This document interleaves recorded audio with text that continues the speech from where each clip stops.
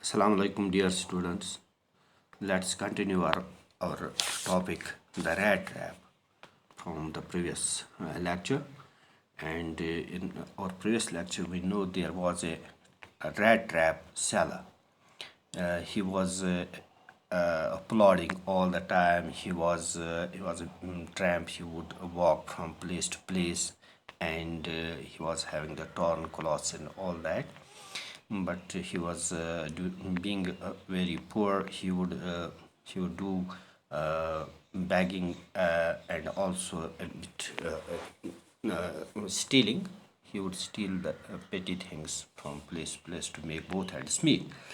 And during one of his walks or trips, he was just absorbed in his own thoughts. A thought came to him that this world is also a big trap.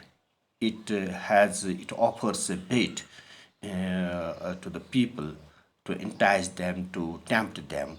And just as what was the bait they did, what bait it offers is the riches, what you call the riches, food, shelter, etc. So all these things are offered by this as a bait, and once the people get enticed, or they get tempted towards it inside, and this the world shuts, and he's caught in the trap. Or there are many people that, and he was now thinking about the people in during these monotonous trips. He would think about the people who are caught in the trap of this world, or who are just circling around the trap, and who are trying to go inside to touch the bait. And he thought about it. And in the meanwhile, he once saw a grey cottage by the roadside, and there the owner of that cottage was an old man. He was without wife, without child, and he welcomed him. So he offered him shelter willingly. Usually he would meet the people who are sore, who are bitter, who would not offer him any shelter willingly. So this time he was lucky enough that the old man was ready to share everything with him. He readily offered him the food he prepared in that porridge pot. In his porridge pot, he offered that soft food to him, and also shared his what you call the tobacco. And also, not only that, he also even shared his some confident things, some secret things. He said, "Well, my during my these happy days, prosperous days, during his prosperity, he would earn a lot, and but nowadays he is old and he cannot do the daily labor. eh? Now he has only source of income is his cow. He sells its milk to the creamery, a factory, and now he has even got the 30 kroners from that, and he just went towards the pouch and showed that 30 kroners those were stuffed in that, and that was hung in the window frame. And now let's story goes like this. On the next day, both men got up in good season. Happily they got up in good season. The weather was fine, everything was fine, so they got up. The crofter was in a hurry. That old man who was a crofter, who was a peasant, was in a hurry to milk his cow, because that was the only source of income. He went outside to milk his cow.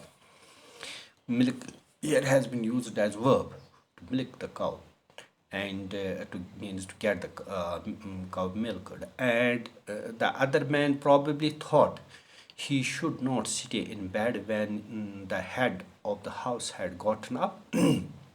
So this man, the guest or the trap seller, he also thought it not good to stay in the bed, rather he should come out of the bed. So he came out. They left the cottage at the same time, means they came out of the cottage from that hut same time. The crofter locked the door and put the key in his pocket. Means he was now ready. This crofter, this peasant, locked the door and put the key in his pocket. The man with the rat trap said goodbye and thank you. He said in bidding audio and thanked him. And thereupon each went his own way. Now he went his own way to go somewhere as usually. But half an hour later, the rat trap peddler stood again before the door. Means he returned. Half an hour later, he came back. This rat trap peddler or rat trap seller here. He did not try to inside. However, he only went up to the window. He did not try to get in to break into the house. Rather, he would go to the window, smashed a pan. There was a pan, glass pan. He would smash it, stuck in his hand, and got hold of the pouch with the 30 kroner. Means he had come back to steal that 30 kroners from that pouch. He broke that pan of glass and put his hand inside and got that pouch. He took the money and thrust it into his own pocket. Means he stole the money, put it in his pocket. Then he hung the leather pouch very carefully back in its place and went away. Now he put it back to the place. In other words, he himself was now enticed or tempted by this world, which is a big trap, and he is caught in that trap. Anyway, we can say like that. As he walked along with the money in his pocket, he felt quite pleased with his smartness. Now he went along with that kroners, that money that he had stolen from that old man. He was pleased with his smartness. He was happy that how smartly he stole that money. He realized, of course, that at first he dared not continue on the public highway. He realized, well, I should not continue on that public highway, that road, but must turn off the road because there is a possibility that he might be caught. He might be followed by that old man and caught on the road. So it is better to deviate from that road, go from the other side into the woods, into the forest area or jungle. During the first hours, this caused him no difficulty. He was the trip was very smooth. He was smoothly going, walking smoothly. First hour it was very smooth. Later in the day it became worse, but it went from worse to bad to worse rather. It became rather difficult for because it was a big and confusing forest which he had gotten into. He had got into the midst of the forest where it was very difficult for him to find the route to come out of that forest. So it was going from bad to worse. He tried to be sure to walk in definite direction. So he ensured himself that he should walk in a particular direction. But the paths twisted. Means labyrinthine, many paths that were twisted back and forth so strangely. He walked and walked without coming to the end of the wood.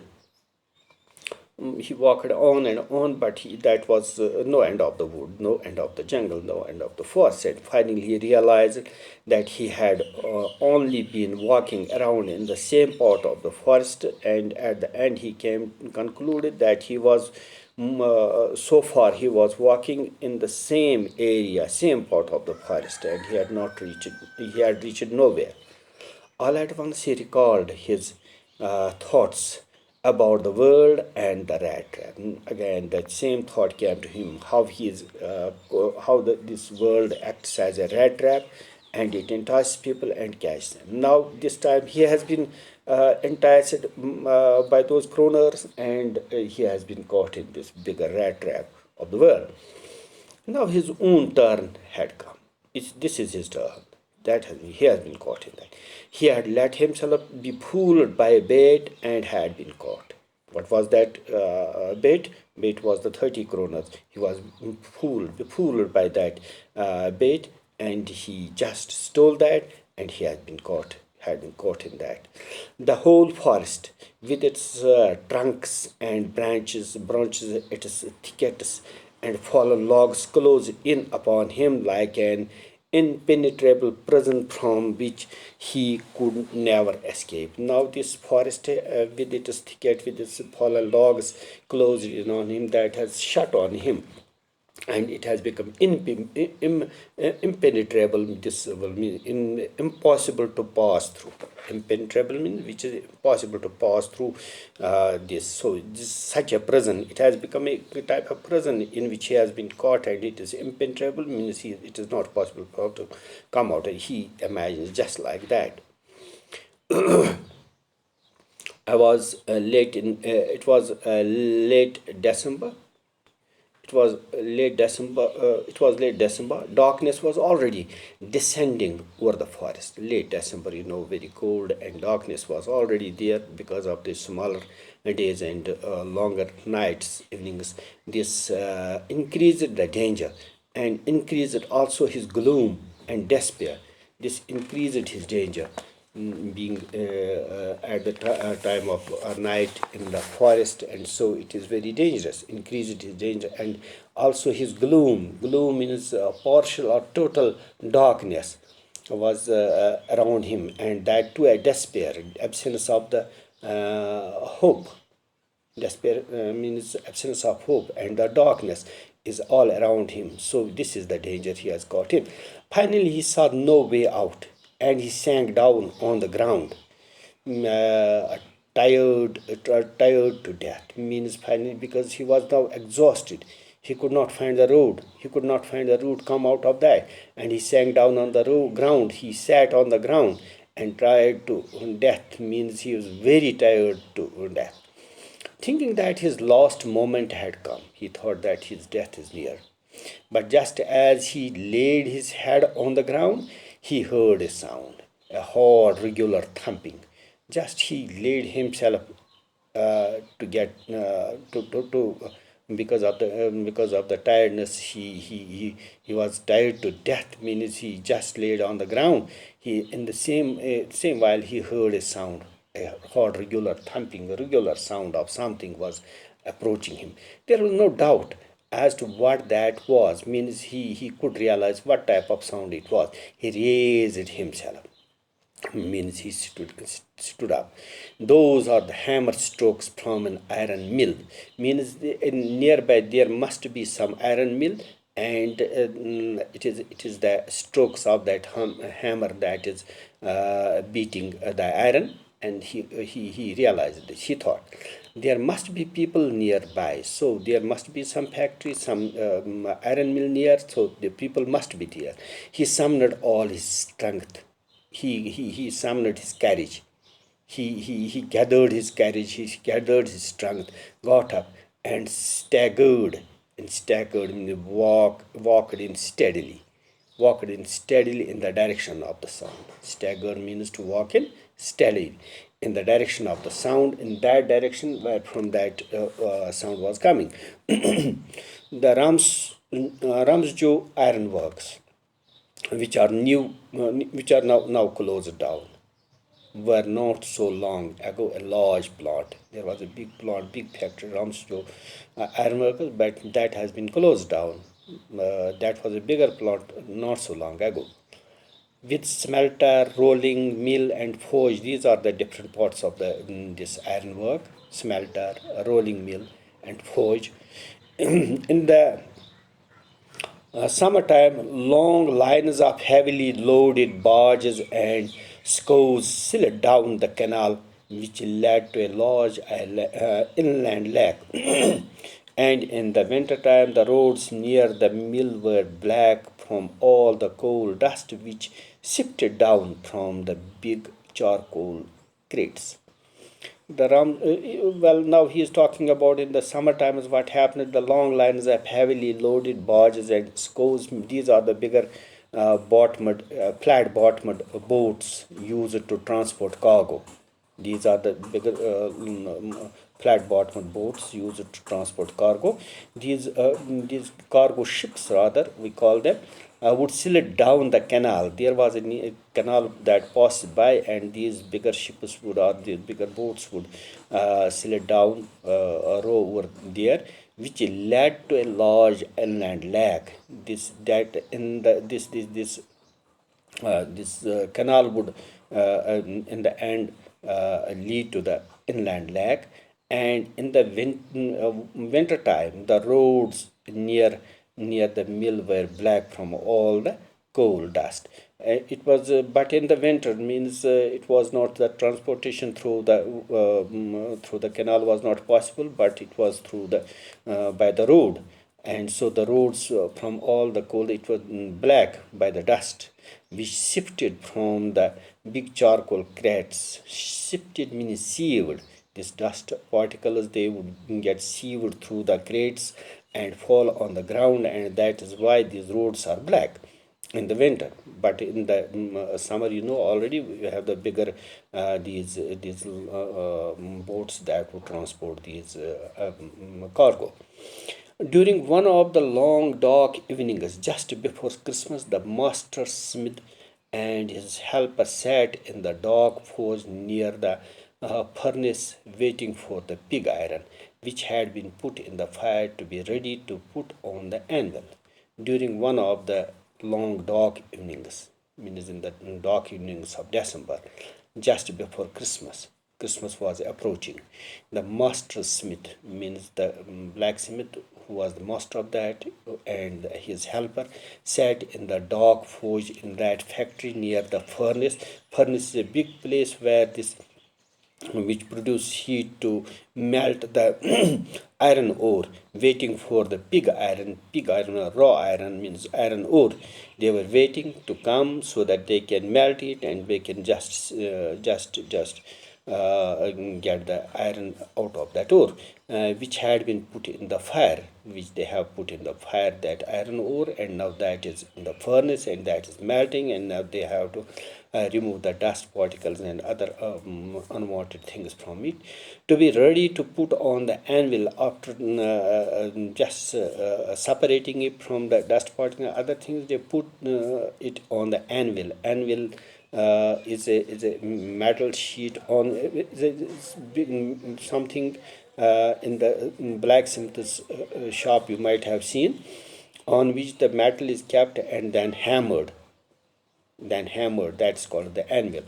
And every now and then one of them got up to stir the glowing mass with a long iron bar.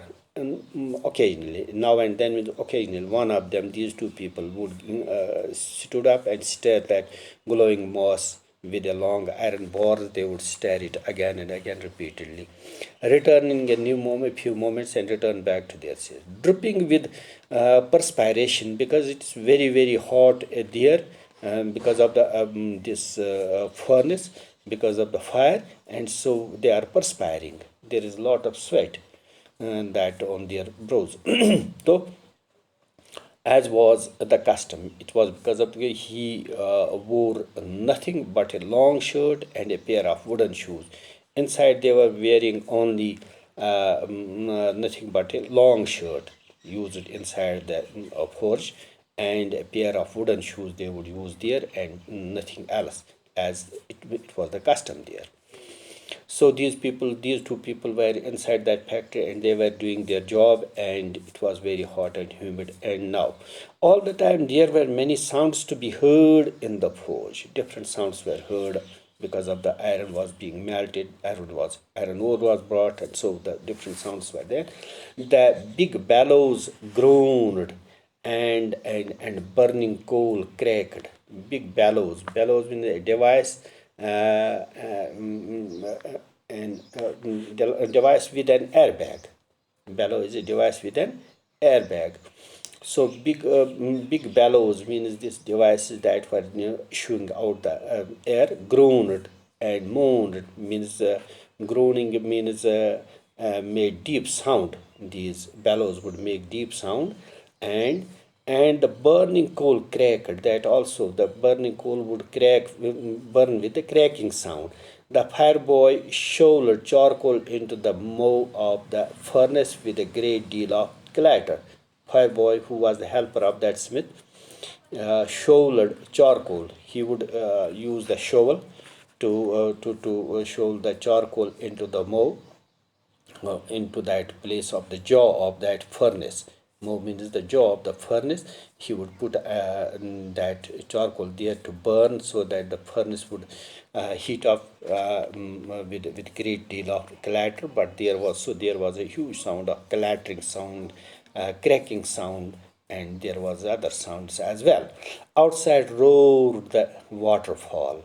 Outside there was a waterfall that was roaring, that was flowing with the roaring sound, and a sharp north wind wiped the rain against the brick tiled roof. Means outside there was a wind was blowing, and there was a rain that was just hitting the brick tiled roof. So these are different, and this is the all situation around that iron factory where these two people were working, and this has been given the pen picture of this all what was going on inside, how different sounds were, the cracking sound, the groaning sound, all these sounds they were